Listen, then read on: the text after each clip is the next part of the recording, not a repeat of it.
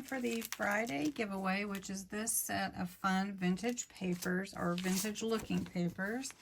And it is the Friday giveaway for March 28th. Thank you so much for being a part of my channel. This is celebrating you, my subscribers.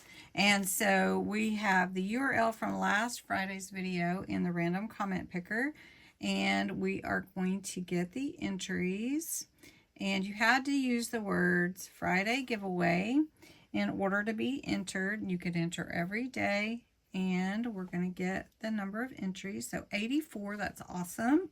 And it's really fast to pick a winner. It doesn't take very much time at all. So I'm just going to click.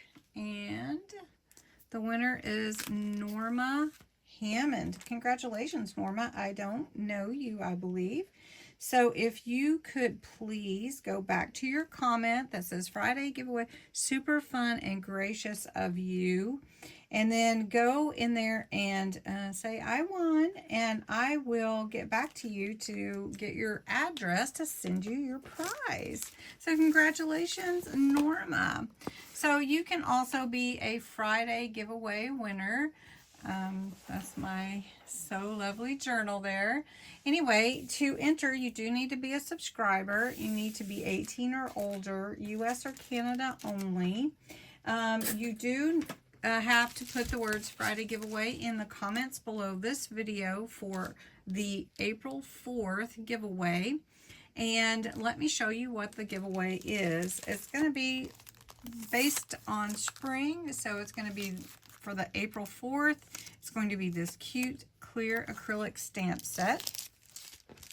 April 11th will be the hummingbird, dragonfly, butterflies, and flowers in this stamp set. April 18th, a beautiful collection of leaves. That would be great for adding to any of your pages.